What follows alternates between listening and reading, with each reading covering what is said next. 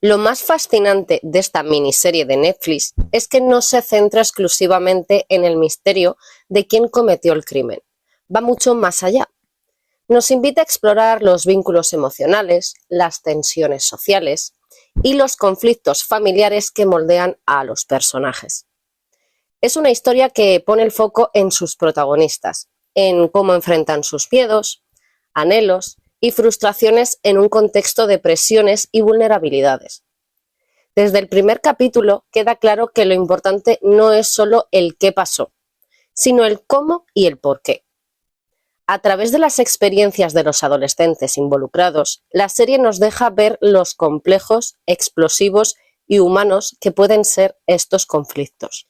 La adolescencia es una etapa crítica donde todo parece amplificado.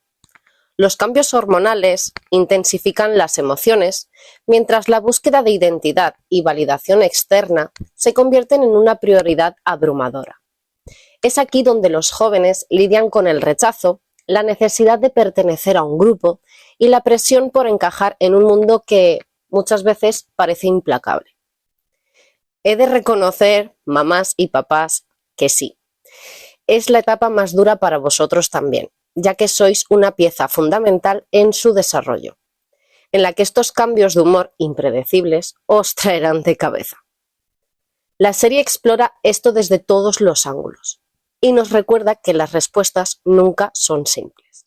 El asesinato de la joven no solo afecta a sus familiares, como está claro, ¿no?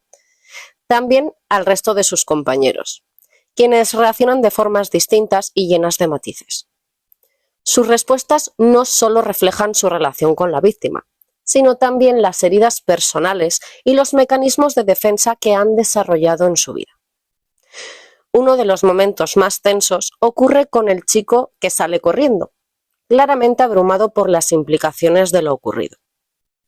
Su huida parece ser un reflejo de su miedo a enfrentarse a lo que sabe o a lo que podría revelar. La persecución que se da después no es solo física, es un símbolo de cómo algunos personajes intentan escapar de su responsabilidad emocional. Para este chico, el enfrentamiento con la realidad es demasiado, y su respuesta es evadirse, casi como si pudiera dejar atrás el problema simplemente alejándose. Por otro lado, tenemos a la amiga de la víctima, que actúa desde un lugar completamente distinto.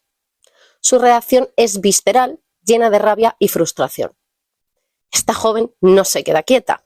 Enfrenta el dolor con fuerza, pero también con una desesperación que a veces la hace parecer fuera de control. Su grito de desesperación no solo busca respuestas y justicia rápida para su amiga, igual que ir a golpear a uno de los que sospecha que sea el asesino y siga ahí libre en la escuela, sino también una manera de canalizar toda la impotencia que siente ante la pérdida de alguien cercano. Y luego está el momento del hijo del policía, quien aporta una perspectiva que parece superficial al principio y se les escapa, pero que resulta ser bastante reveladora. Explica el significado detrás de los emojis que los adolescentes usan en redes sociales, descifrando un código que a menudo pasa desapercibido para los adultos, ya que de eso se trata, y también para hacerse los interesantes. Pero esta explicación no es solo un detalle técnico. Es un reflejo de cómo los jóvenes han creado un lenguaje propio para comunicar emociones, frustraciones e incluso contenido más oscuro. Este momento nos deja entrever que las redes sociales no son solo plataformas de comunicación, sino también escenarios donde los adolescentes esconden y expresan sus conflictos internos. Porque total, están tras una pantalla y creen que de ahí no va a pasar. Hoy en día, aunque existe un mayor control en las redes sobre el lenguaje explícito, como los insultos, los adolescentes encuentran maneras creativas de eludir esas reglas, a través de mensajes subliminales como el uso de emojis o abreviaturas, logran desafiar los filtros y controles impuestos, lo que convierte esta práctica en un arma de doble filo, una herramienta para expresarse, pero también un posible riesgo si no se comprende su trasfondo. En este contexto de confusión y emociones encontradas, las redes sociales son un elemento clave. más que un medio de comunicación, se convierten en un reflejo distorsionado de la realidad. Para los adolescentes son el espacio donde proyectan lo que quieren ser, no lo que realmente son. Jamie, como protagonista, utiliza Instagram para construir una fachada que cree que los demás aceptarán, pero está completamente desconectada de la realidad. Hoy en día esto pasa más habitual de lo que nos podemos imaginar. Su conversación con la psicóloga es uno de los momentos clave. Cuando, por ejemplo, ella le pregunta qué quiere demostrar con su perfil, él responde con cierta evasión y rabia, culpando a su hermana y a sus amigos de etiquetarlo. Este detalle, que podría parecer insignificante, en realidad revela mucho más de lo que dice en voz alta. Psicológicamente, esta actitud muestra un claro intento de evitar la responsabilidad sobre la imagen que proyecta, a la vez que está queriendo proyectar que es importante, porque le etiquetan otras personas.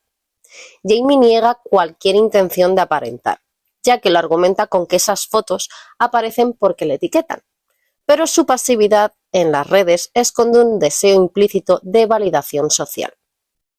Él quiere ser visto como alguien integrado y guay, pero se distancia de ello para no enfrentarse al miedo al rechazo, si esa percepción no coincide con la realidad u opinión de la otra persona.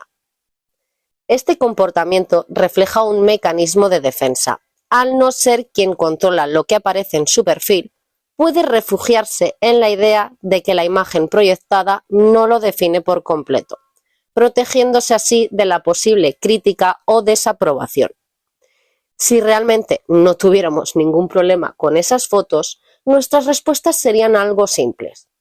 Podríamos decir que no intentamos aparentar nada, que disfrutamos con nuestra familia o amigos y que subimos las fotos porque queremos inmortalizar ese recuerdo para nosotros mismos, sin más pretensiones. Lo admitiríamos sin rodeos. Lo estamos pasando bien y queremos conservar ese momento, porque para eso son esas fotos, ¿no? Inmortalizar y recordar. Nada más. Los momentos más significativos y donde más se destapa de la serie se desarrolla en las sesiones de Jamie con la psicóloga, donde se pone en evidencia su lucha interna y cómo las influencias externas han moldeado su comportamiento. Desde el inicio, Jamie intenta dominar el espacio con provocaciones y sarcasmo, como cuando pregunta ¿me tienes miedo? Solo soy un niño de 13 años. Este comentario no es casual. Refleja un deseo de imponer poder y autoridad, algo que ha absorbido de la presión social por demostrar fortaleza, especialmente como hombre. Aquí es donde la serie introduce el tema de la masculinidad tóxica, que permea muchos aspectos de la vida de Jamie. Además, en varias ocasiones, cuando ve que ella tiene el control y no se hace lo que quiere, se pone demasiado violento, llegando a arrojar un chocolate que la misma le lleva.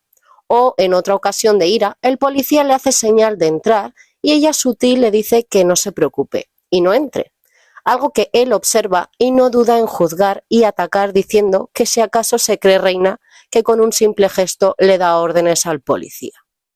Jamie intenta proyectar una imagen de control, superioridad y dureza. Estos comportamientos no surgen de la nada.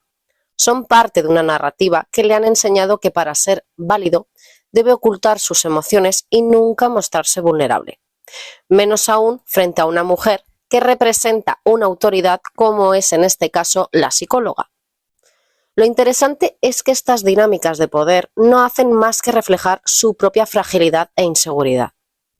Porque está claro que ella, más lejos de ser mujer o hombre, solo está haciendo su trabajo. En otras ocasiones, cuando se enfrenta a los policías, en este caso hombres, no se pone en absoluto violento, pero se ve que sabe lo que hace a la perfección. Es solamente con la mujer con quien se muestra violento. Conforme la psicóloga desmantela su fachada, Jamie comienza a revelar la raíz de muchos de sus conflictos: la relación con su padre. Nos cuenta cómo siempre ha sentido que no estuvo a la altura de las expectativas paternas y cómo esto ha marcado su percepción de sí mismo. Confiesa que en cierto punto su padre le transmitió sentir vergüenza en un explícito suceso de su vida, como si hubiera fallado como hijo, algo que ha condicionado su necesidad de demostrar constantemente que es suficiente. Luego, también me quedo con el detalle que le sonsaca a Jamie sobre cómo formó la estrategia para camelarse a Katie. Cuando se divulgó una foto de ella enseñando el pecho, recibió varios comentarios ofensivos, el cual dijo que en ese punto de vulnerabilidad podría ganársela porque ¿qué más da? Era el único que la trataría bien. Diría que el rechazo de otras mujeres, la falta de validación de una mujer y no sentirse guapo, como le llega hasta preguntar a la psicóloga, le ha dejado una herida bastante fuerte, que si alguien le hubiese explicado que no se puede gustar a todo el mundo y a procesar un rechazo de una chica, no lo impactaría y proyectaría con tanta ira. Esas cosas son las que luego generan conductas violentas y rasgos narcisistas, entre otras. Algo tan simple, fijaros el impacto que puede llegar a tener. La psicóloga lo enfrenta con sutileza, señalándole que sus esfuerzos por intimidar y manipular no son más que intentos de tapar su dolor. En esta lucha entre su orgullo y su necesidad de ser entendido, Jamie revela una de las dualidades más humanas: el anhelo de conexión, validación y cariño, frente al miedo de mostrarse vulnerable. Al final, refleja un momento de ansiedad por parte de la profesional que es bastante normal. Muchas veces esta posición no es nada fácil. Es impredecible la reacción de la otra persona y nada más lejos de su reacción, que no es menos importante. Ella solo intenta mantener la postura por hacer bien su trabajo, el querer realmente ayudar a Jamie. Adolescencia no es solo una serie de misterio. Es un espejo que refleja las tensiones sociales, las emociones humanas y los efectos de las narrativas culturales. Uno de sus puntos más potentes es cómo aborda la masculinidad tóxica, mostrando cómo la presión por ser fuerte y superior puede conducir a comportamientos dominantes y destructivos. Jamie es un ejemplo claro.